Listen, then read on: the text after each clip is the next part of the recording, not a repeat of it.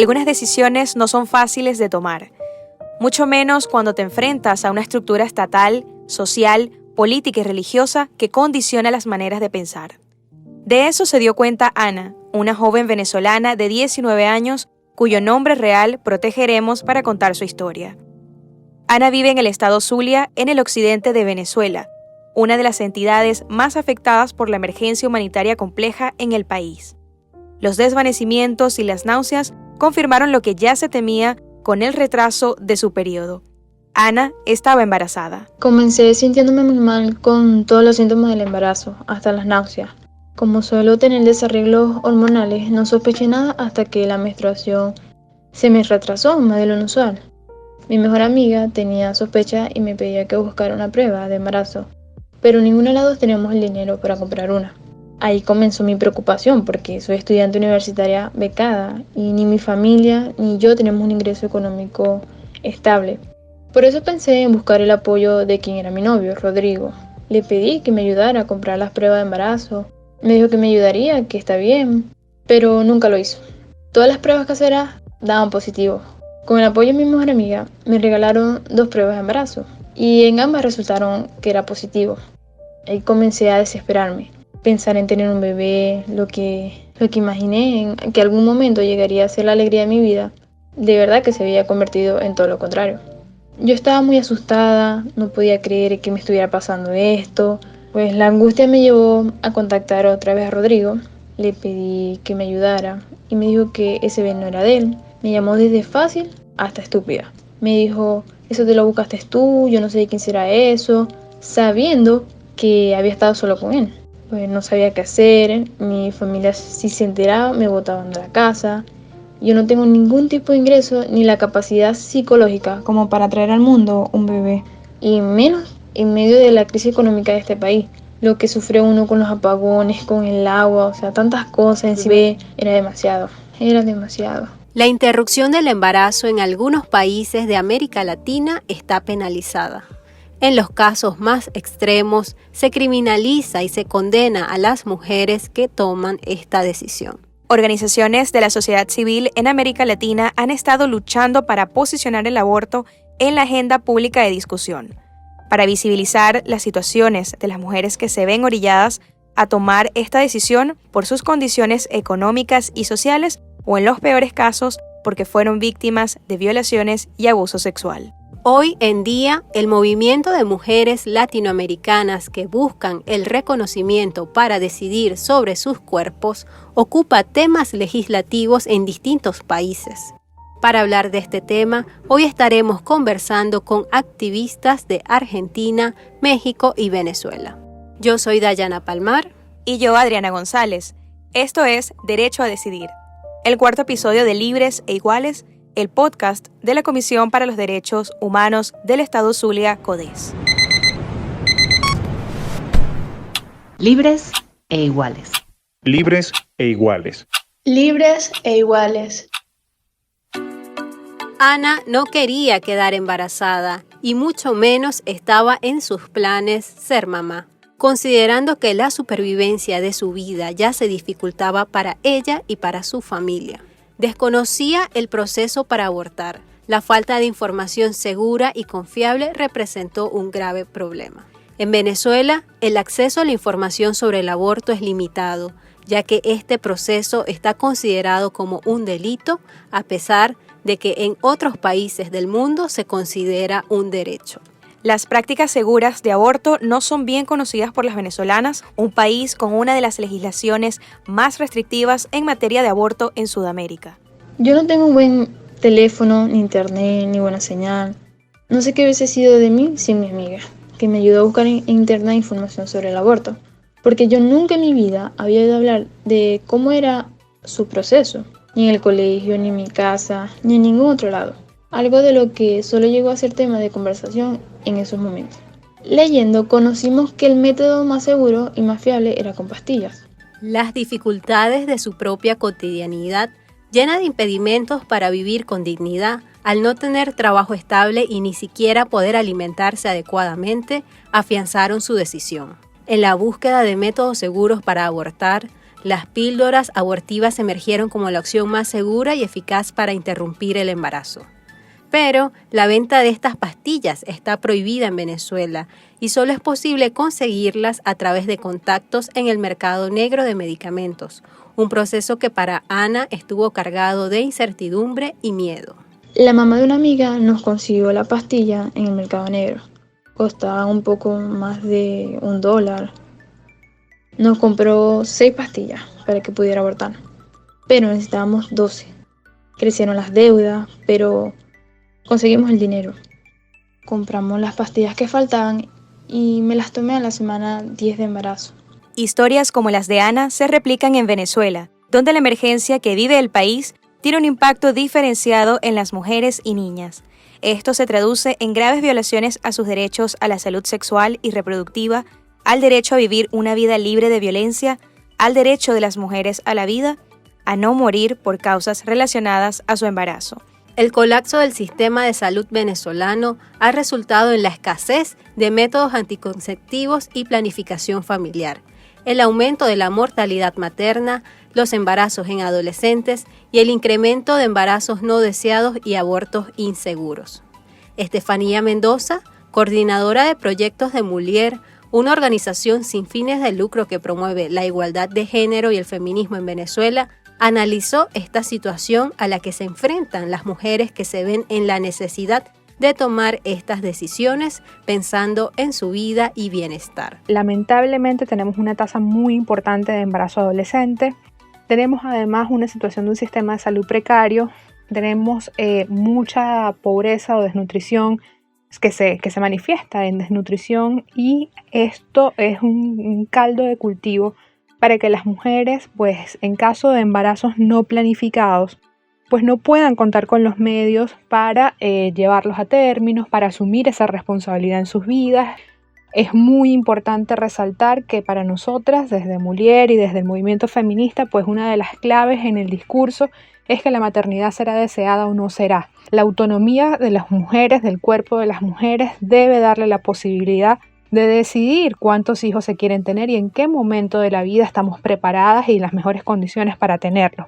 Esto es algo que está negado en Venezuela, no solo por la legislación que tenemos en materia de interrupción voluntaria del embarazo, que es sumamente restrictiva, es que las mujeres pues simplemente están abandonadas a su suerte en lo que significa pues atender la decisión de interrumpir un embarazo, y que además lamentablemente pues como hemos conocido en algunos estados de Venezuela ha sido criminalizada porque está establecida como delito, pero el mismo estado ha manifestado en algunos foros internacionales que ellos no persiguen el delito de la interrupción voluntaria de embarazo, aunque está establecido en la legislación venezolana, que ellos no persiguen el delito. Y esto es terrible porque simplemente tienes una legislación absurda, restrictiva, que criminaliza a las mujeres y a los médicos o médicas que pudieran ayudar en estas actividades, pero que además el Estado toma una posición hipócrita ante esta situación. En Venezuela, según el Código Penal, el aborto solo es permitido en caso de tratarse de un medio indispensable para salvar la vida de la mujer. Al respecto, Estefanía Mendoza nos dijo esto. Esta posición hipócrita del Estado, un Estado que además se hace llamar feminista, que ha hablado en la figura del presidente o incluso de la Asamblea Nacional Constituyente de que se iba a incorporar legislación o derechos mucho más progresistas en este sentido en el texto de la nueva Constitución, que nunca sucedió, y que además pues ha tomado muchas veces o ha secuestrado el feminismo como una bandera de este gobierno, cuando realmente no ha habido ningún avance en las protecciones y la garantía de los derechos de las mujeres. Pues ante esta situación, en Venezuela los derechos sexuales y reproductivos están sumamente limitados, no solo limitados en lo que está penalizado como es la interrupción voluntaria del embarazo, sino también en todos los otros derechos que incluye esta idea de tener autonomía corporal, de poder tener atención médica de calidad en caso de embarazo, en caso de asesoría necesaria desde los 14 años, incluso sin representantes para las adolescentes, la posibilidad de acceder a métodos anticonceptivos para que puedan tener una planificación, el tema que es fundamental, que es la educación sexual de calidad en los colegios. Es importante que entendamos que más allá del estigma o de la polarización que genera el tema del aborto, para las feministas siempre ha sido el aborto es parte de una de las consignas importantísimas en cuanto a salud sexual y reproductiva, que es educación sexual para decidir, anticonceptivos para no abortar y aborto seguro para no morir. Porque otra cosa que es importante resaltar es que en Venezuela las mujeres abortan. Las mujeres abortan todos los días, pero las que tienen dinero pueden pagar entre $500 y $800 en un servicio en una clínica privada, sin que nadie sepa nada, sin tener ningún problema. Y las pobres recurren a tomar medicinas adulteradas, a sitios donde no hay condiciones de salud, de salubridad, no hay profesionales médicos que de verdad puedan cuidar su vida y pueden terminar por eso con daños importantes a su sistema reproductivo e incluso exponerse a la muerte. Entonces, lo que existe en este país ahorita es una hipocresía generalizada sobre el tema de la interrupción voluntaria del embarazo y una toma por parte del gobierno de este tema como una bandera cuando les conviene y después cuando se dejan como... se olvidan del tema, lo que vemos es un avance o una contención sobre la garantía verdadera de los derechos de las mujeres por parte de algunos lobbies y grupos que están en la política, que son de una posición religiosa mucho más conservadora. Hemos visto en estos últimos meses en iglesias en Caracas y en Maracaibo avisos, banners, grupos de personas pidiendo rezar para que se termine el aborto, en contra del aborto. Y lamentablemente pues vemos cómo estos grupos avanzan y no se visibiliza la verdadera problemática, y es que el aborto es un asunto de salud pública. Diversos organismos, acuerdos y convenciones internacionales como la Convención sobre la Eliminación de todas las formas de discriminación contra la mujer de 1979 reconocen el derecho de las personas a decidir libre y responsablemente el número de sus hijos y el intervalo entre los nacimientos y a tener acceso a la información, educación y los medios que le permitan ejercer sus derechos. América Latina y el Caribe es la región con la tasa más alta de embarazo no planeado, en 96 por 1.000 mujeres en edad reproductiva, lo cual guarda una relación directa con los altos índices de violencia sexual, la falta de acceso a la educación sexual e información y a métodos anticonceptivos por parte de la población, según datos recabados en una entrega de la Alianza Feminista por los Derechos para el Grupo de Trabajo sobre la Discriminación contra Mujeres y Niñas. Uno de los principales problemas en materia de anticonceptivos es que estos se siguen suministrando de acuerdo a sesgos de géneros en donde las mujeres son visualizadas como las responsables de la reproducción, según destaca la Alianza Feminista por los Derechos. Por su parte, el Consorcio Latinoamericano contra el Aborto Inseguro señala que en América Latina y el Caribe las mujeres se enfrentan cotidianamente a prácticas de aborto inseguro que tienen efectos directos sobre su salud y su bienestar. Así, Latinoamérica registra el porcentaje estimado más alto de abortos inseguros en el mundo. Según datos de la Organización Mundial de la Salud, 3 de cada 4 abortos en Latinoamérica se realizaron sin condiciones de seguridad. Sin embargo, en los países latinoamericanos, la legislación sobre la interrupción voluntaria del embarazo tiene muchos matices. Países como Nicaragua, El Salvador, República Dominicana, Haití y Honduras prohíben completamente el aborto. Solo Cuba, Uruguay, Guayana, Guyana Francesa y Puerto Rico permiten abortar sin condiciones durante las primeras semanas de gestación, según el plazo establecido por sus leyes. En Argentina, el aborto solo se permite si el embarazo pone en peligro la vida de la madre o si se produjo como consecuencia de una violación y la mujer embarazada es considerada como idiota o demente, según el Código Penal del país. Contra esta limitación, luchan miles de mujeres argentinas que buscan el reconocimiento de la interrupción voluntaria del embarazo como parte de los derechos reproductivos y sexuales de las mujeres. Para conocer esta realidad, consultamos a Cora Ruiz, politóloga con enfoque de género y juventudes y directora de CISA, un proyecto de la Organización Argentina Asuntos del Sur que busca generar acciones para fortalecer colectivos de mujeres y jóvenes en América Latina. Hace casi 100 años que el aborto forma parte del Código Penal argentino. desde su reforma en 1922. En 2012 hubo un fallo de la Corte Suprema que ratificó esta interpretación del Código Penal, afirmando que había 3 causales que implican que el aborto está despenalizado, para evitar el peligro para la vida o la salud de las mujeres, que puede ser entendido como salud integral de las mujeres, cuando el embarazo es producto de una violación o contra una mujer con discapacidad.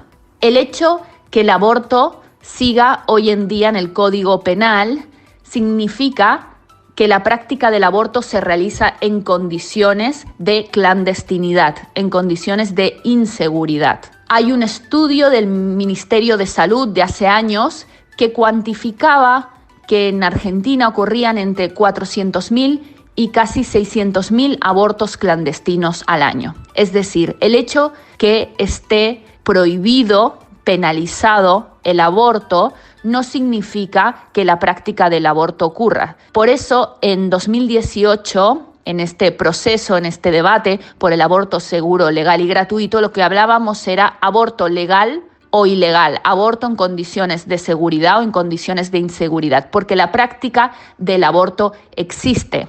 Las argentinas, pioneras de la lucha por la despenalización del aborto, han reinventado las estrategias para hacer más efectiva su puja por el cambio en la legislación. En la Argentina, en un país de política de la grieta, de estás conmigo o contra mí, en los últimos 30 años, las únicas capaces de generar una agenda transversal fueron las mujeres y disidencias sexuales. Una agenda por el derecho al aborto legal, seguro y gratuito. Desde CISA, de Asuntos del Sur, estudiamos cómo fue posible, en una investigación que se llama La innovación política desde los feminismos, estrategias de incidencia para la legalización del aborto en la Argentina, que se pueden descargar gratuitamente en mujeresactivando.org. Primero, estudiamos cuáles son los factores que posibilitaron el debate y luego estudiamos cómo fue este proceso de múltiples voces. Hubo unos factores que posibilitaron el debate, esto no fue de un día para el otro. Desde el año 86 hay encuentros nacionales de mujeres en la Argentina a lo largo y ancho del país, y en ese marco es que nació la campaña nacional por el derecho al aborto legal, seguro y gratuito, que lleva más de 15 años reclamando por el derecho al aborto legal, seguro y gratuito, con esas consignas de educación sexual para decidir, anticonceptivos para no abortar y aborto legal para no morir. Desde el 2015 hubo un impulso de los feminismos desde los sures, con el Ni Una Menos argentino, también el Viva Nos Queremos mexicano en 2016, luego vimos cómo las mujeres se organizaron en torno al femicidio de Marielle Franco en Brasil, cómo luego se organizaron ante la asunción de Bolsonaro y durante todo el periodo que ha estado gobernando. Vimos en Chile cómo las estudiantas, las jóvenes, se organizaron para defender la educación pública. Se fueron generando toda una serie de experiencias latinoamericanas que ponen en el centro lo colectivo, lo horizontal y que muestran otras formas posibles de hacer política. Estas formas se mostraron en la lucha por el aborto legal en 2018. Todas estas experiencias pusieron en el centro el aborto legal, el debate del aborto legal. Todas las personas tuvieron que tener una opinión al respecto. Se debatió en las mesas en familia en los domingos, se debatía en las escuelas, se debatía en los puestos, en los lugares de trabajo, en la televisión. Tuvo que tomar obligatoriamente este debate que se estaba generando en las redes y consiguió ponerse en el centro este reclamo por el propio cuerpo, por el control de nuestro futuro, si queremos o no ser madres, cuántos hijos o hijas queremos tener, el derecho a ser sujetas políticas y, en definitiva, el derecho a maternar. Este mismo impulso de lucha se replica en las mujeres mexicanas. En México, cada una de las entidades federativas dispone de su propia legislación sobre el aborto, por lo que las restricciones varían según el estado. En la mayoría de los estados mexicanos, el aborto es legal solo en caso de violación, ante riesgos de salud y muerte para la madre o en caso de malformaciones graves en el feto. La lucha de las mujeres mexicanas ha logrado la despenalización del aborto en Ciudad de México y en Oaxaca, hasta las 12 semanas de embarazo. Pero para las activistas mexicanas aún queda mucho por hacer. Así nos hizo saber Nora Chávez, defensora de los derechos humanos de las mujeres y activista de la Red de Movimientos Feministas de Guanajuato. México es un país que se integra por 32 estados y de estos, la interrupción legal del embarazo únicamente es posible en 2 ciudades, en la Ciudad de México y en el estado de Oaxaca. Por lo que podemos decir que lograr la interrupción legal del embarazo es una lucha que llevamos la mayoría de las mujeres feministas en el país. Lo que vivimos las colectivas feministas guanajuatenses puede verse representado en diversas latitudes. Los retos que nosotras tenemos los podemos abordar desde 3 contextos. Uno es el contexto social. Guanajuato es un estado muy conservador en donde habitan muchas personas extremadamente religiosas que nosotras las ubicamos como antiderechos. Y esto hace que constantemente estamos expuestas a estigmatización y a discriminación cuando somos reconocidas visiblemente como feministas, como personas que estamos a favor de la interrupción legal del embarazo. Y este tema del contexto es relevante porque también tiene una representación en las instituciones. Y es el segundo reto, que es nuestro contexto institucional. El gobierno actúa de manera sesgada por intereses seculares, lo que hace que nuestra labor de defensa y exigencia de derechos humanos se afronte a una ausencia de espacios de diálogo democrático, por lo que nuestras oportunidades de incidencia o de escucha son escasas. Y así nos obliga a buscar otras maneras creativas para lograr espacios de dialogar sobre el tema, hacerlo visible y colocarlo como un punto de interés social. Y en Guanajuato, el Código Penal considera el aborto como un delito y únicamente no es castigado cuando es resultado de una violación. Esta regulación no cumple con el estándar internacional sobre la protección y garantía de los derechos humanos, y lo más grave es que constituye una aberrante omisión en la garantía de los derechos humanos de la mujer, por lo que hace que muchas de nuestras acciones se enfocan a abordar la interrupción legal del embarazo desde el enfoque del derecho y desde el enfoque del derecho penal, cuando podríamos también abordar desde otros puntos de vista, como desde el enfoque de la educación o sobre el enfoque de los derechos sexuales y reproductivos. Lo importante de estos 3 retos es que nos ha enseñado que la lucha por la interrupción legal del embarazo es más segura cuando la hacemos en redes y en colectivas. Y justo así surgió la Red de Movimientos Feministas de Guanajuato Capital, de manera que hemos podido organizarnos, gestionarlos y también poder crear redes a nivel estatal y poder tener comunicación con colectivas a nivel nacional. Como feminista, la lucha por la legalización representa un tema de reconocimiento de la autonomía y la dignidad de las mujeres, y es un espacio en el que buscamos alcanzar la justicia de género. Ninguna mujer debería ser criminalizada o estigmatizada por decidir sobre su cuerpo. Libres e iguales. Libres e iguales. Libres e iguales. El aborto es un hecho cotidiano en Latinoamérica. Visibilizarlo permite abonar el camino hacia mejores condiciones para la planificación familiar, los derechos sexuales y reproductivos de las mujeres y niñas. Las leyes que penalizan el aborto han sido consideradas como impedimentos para que las mujeres y niñas decidan sobre sus propios cuerpos, alegándose que violan de forma grave su derecho a la salud, a la integridad física y psicológica y a su autonomía. En medio de este gran debate, es necesario decir que la penalización del aborto no disminuye ni evita su ocurrencia. En cambio, tiende a incrementar las tasas de mortalidad y morbilidad maternas porque empuja a las mujeres y niñas más vulnerables a realizarlos en condiciones inseguras y clandestinas. Los estados tienen obligaciones relativas a los derechos sexuales y reproductivos, establecidos en instrumentos y estándares internacionales. Entre esos derechos se incluye el derecho a la educación sexual, planificación familiar y autonomía personal. La implementación de políticas públicas orientadas a la garantía y protección de estos derechos debe promoverse, de modo que se focalice el derecho a la salud integral de toda la ciudadanía.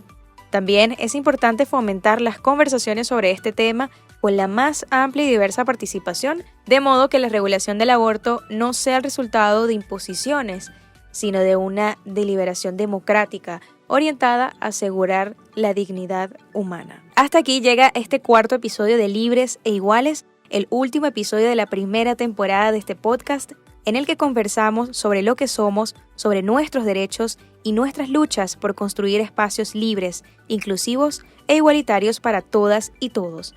Yo soy Adriana González. Y yo, Dayana Palmar.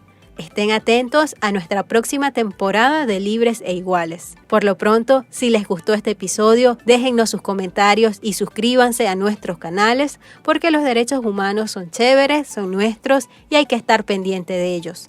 Igualmente, pueden escuchar y descargar nuestros 3 episodios anteriores, Forzados al Regreso, Desconfinados en Internet e Infodemia y Fake News, a través de nuestras plataformas disponibles en redes sociales.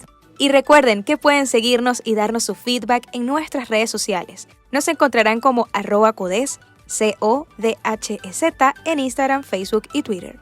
También pueden visitar nuestra página web www.codes.ong.